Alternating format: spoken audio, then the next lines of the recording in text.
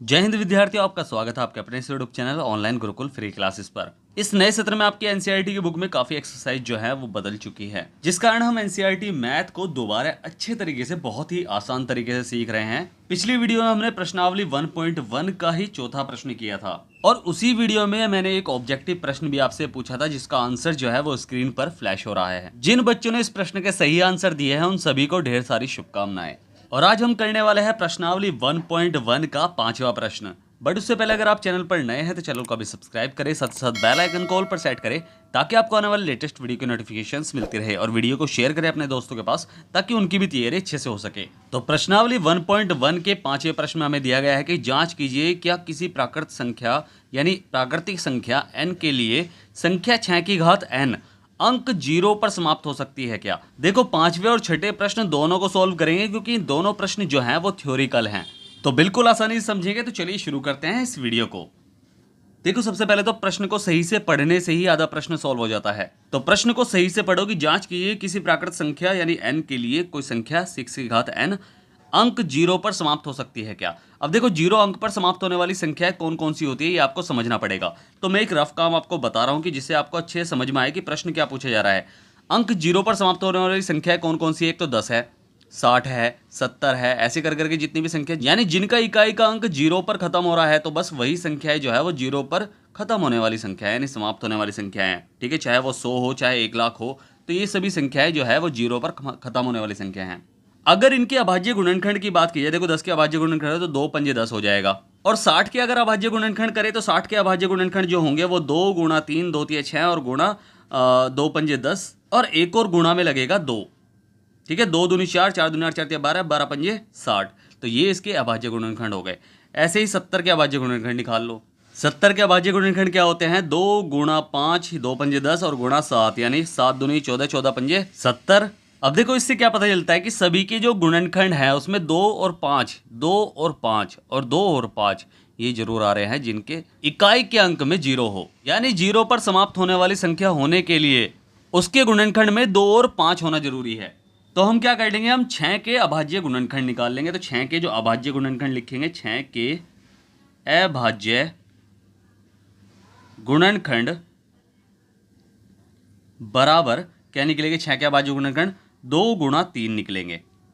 अब हमने क्या देखा कि इसके अभाज्य गुणनखंड में 2 तो है लेकिन 3 है, 5 नहीं है। अगर 5 होता तो वो शायद 0 पर समाप्त हो सकती थी। तो यहाँ अगर हम एक और 5 लिख देते, अगर यहाँ एक और 5 होता तो 5 दूनी 10 और 10 तिया 30 और 30 ऐसे करके मतलब जो भी होता ना, तो 3 दूनी 6 और गुणा 5 गुणा 2, तो तब इसके अभाज्य गुणनखंड जो है वो 2 गुणा 5 के रूप में हो सकते थे। अभी तो इसके अभाज्य गुणनखंड में 2 तो है लेकिन 5 नहीं है। ठीक है, मैंने बताया ना, किसी भी अभाज्य गुणनखंड कोई भी संख्या जो 0 पर समाप्त हो उसके लिए उसके गुणनखंड में 2 और 5 होना बहुत जरूरी है। बट यहाँ 2 और 5 नहीं है, तो हम क्या लिखेंगे कि अतः स्पष्ट होता है, अतः स्पष्ट होता है कि 6 की घात n के अभाज्य गुणनखंड में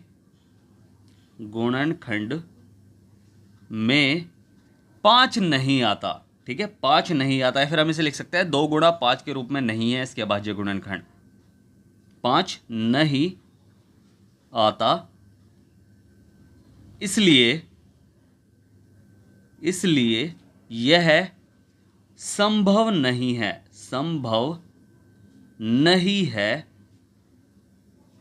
कि 6 की घात n अंक 0 पर समाप्त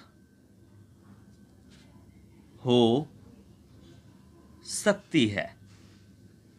ठीक है, तो इस तरह आपको इस प्रश्न को सॉल्व करना है, यही हमारा आंसर है। देखो, फिर से समझा देता हूं। 6 के अभाज्य गुणनखंड, देखो कोई भी संख्या 0 पर जो समाप्त होती है उसके अभाज्य गुणनखंड में 2 और 5 होता है, लेकिन 6 के अभाज्य गुणनखंड में 2 और 5 नहीं है। ठीक है, 2 गुणा 5 के रूप में नहीं है। तो यहां से हमें क्या पता चला है कि अतः स्पष्ट होता है कि 6 के अभाज्य गुणनखंड में 5 नहीं आता, या फिर हम इसे लिख सकते हैं कि 2 गुणा 5 के रूप में इसके अभाज्य गुणनखंड नहीं है, इसलिए यह संभव नहीं है कि 6 की घात n अंक 0 पर समाप्त हो सके या समाप्त हो सकती है।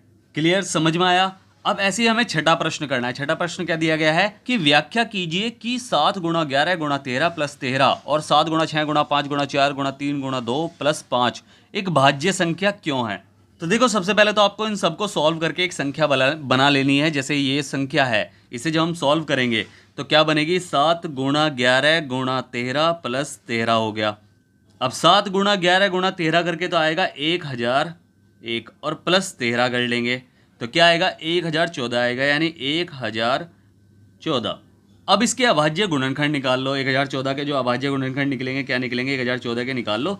जब आप इसके अभाज्य गुणनखंड निकालोगे तो पहले क्या कटेगा, ये 1014 और 2 से कटेगा, 2 पंजे 10, 2 जीरो 2 सत्ते 14, फिर 3 से कटेगा, 3 एकम 3, 3 छंग 18 और 3 नम 27, यानी 169 पर कटेगा। फिर 13 से कट जाएगा 169, 13 एकम 13 और 13 26 देते हैं 39 और फिर 13 से कटेगा 13 एकम 13। तो इसके अभाज्य गुणनखंड क्या हुए, 2 गुणा 3 गुणा 13 गुणा 13।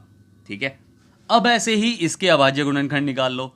तो इसके अभाज्य गुणनखंड निकालेंगे तो क्या निकलेंगे कि 7 गुणा 6 गुणा 5 गुणा 4 गुणा 3 गुणा 2 गुणा 1 और प्लस 5 आ जाएगा। देखो गुणा आपको करनी है कि 7 गुणा 6 गुणा 5 गुणा 4 गुणा 3 गुणा 2 गुणा 1 इतना। पहले देखो बोर्ड मास का नियम रूल लागू करते हैं। बोर्ड मास भैया क्या कहते हैं कि पहले मल्टीप्लाई सॉल्व करो, फिर एंड में प्लस करो। ठीक है, या प्लस या माइनस सारे काम एंड में करो, लेकिन पहले डिवाइड करो उसके बाद मल्टीप्लाई करो। देखो डिवाइड था नहीं इसमें, तो हमने क्या करा, पहले मल्टीप्लाई सॉल्व करा। ठीक है, तो मल्टीप्लाई सॉल्व करा, फिर उसके बाद प्लस करा, तो मल्टीप्लाई सॉल्व करके उसके बाद प्लस करा। ऐसे ही यहाँ भी हमें क्या करना है कि पहले मल्टीप्लाई सॉल्व करनी है, उसके बाद जो आंसर आएगा उसमें प्लस करना है 5 को। तो जब हम मल्टीप्लाई करेंगे इसकी तो आएगा 5040। 5040 मल्टीप्लाई आपको सीखनी पड़ेगी, बोर्ड में आपके काम आएगी। और उसमें हो जाएगा +5 और जब इसको हम प्लस करेंगे तो आएगा क्या, 5045। अब इसके अभाज्य गुणनखंड निकाल लो 5045 की। 5045 के जो अभाज्य गुणनखंड निकलेंगे तो क्या निकलेंगे भाई, 5045 और इसके भी गुणनखंड निकालो तो 5 से कटेगा, 5 एकम 5, 5 जीरो जीरो 5 जीरो जीरो 5 नीम 45। अब देखो चाहे कुछ भी हो मगर इसके गुणनखंड निकले तो हैं, चाहे ये देखो बहुत मुश्किल से कटेगा, मुझे ध्यान नहीं है, आपको सोच के बताना है, आपको सॉल्व करके मुझे कमेंट बॉक्स में लिखकर बताना है कि ये किससे कटेगा। तो अगर मैं इसे एक अभाज्य संख्या मान लूँ तो इसके अभाज्य गुणनखंड क्या होंगे, वो होंगे 5 गुणा 1009। ठीक है, वैसा आपको बताना है कि ये किससे कट रहा है। अगर नहीं कट रहा है तो ये एक अभाज्य संख्या है। तो हमें क्या मिला कि हमने देखा कि इसके भी अभाज्य गुणनखंड निकल रहे हैं, इसके भी अभाज्य गुणनखंड निकल रहे हैं। तो ये दोनों क्या हैं, ये दोनों एक भाज्य संख्या है। तो इसे लिख लेंगे कि ये दोनों संख्याएं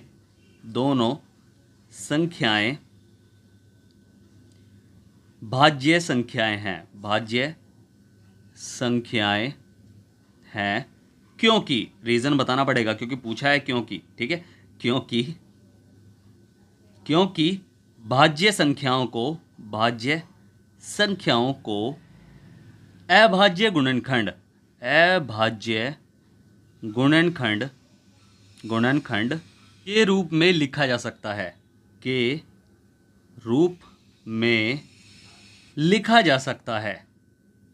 लिखा जा सकता है। तो यही इस प्रश्न का आंसर है। ठीक है, इस तरह ही आपको इस प्रश्न को सॉल्व करना है। कभी भी आपको ऐसा प्रश्न मिल जाए तो ऐसे ही आपको सॉल्व करना है। आई होप आपको वीडियो अच्छे समझ में आई होगी। अगर आपको फिर भी कोई डाउट रह जाए तो आप मुझे कमेंट बॉक्स में लिखकर पूछ सकते हैं। और आज का जो आपका ऑब्जेक्टिव प्रश्न है कि बॉक्साइड किसका अयस्क है, इसका आंसर आपको मुझे कमेंट बॉक्स में लिखकर बताना है कि इनमें से किसका अयस्क बॉक्साइड है। आंसर कमेंट बॉक्स में लिखकर जरूर बताएं। मैं ऐसी वीडियो आपके लिए लेकर आता रहूंगा। बस आपको क्या करना है, आपको चैनल को भी सब्सक्राइब करना है, साथ साथ बेल आइकन को ऑल पर सेट करना है ताकि आपको आने वाले लेटेस्ट वीडियो की नोटिफिकेशंस मिलती रहे। और वीडियो को शेयर करना है अपने दोस्तों के पास ताकि उनकी भी तैयारी अच्छे से हो सके। तो मिलते हैं फिर अगली वीडियो में, तब तक के लिए bye bye, tata, see you, जय हिंद।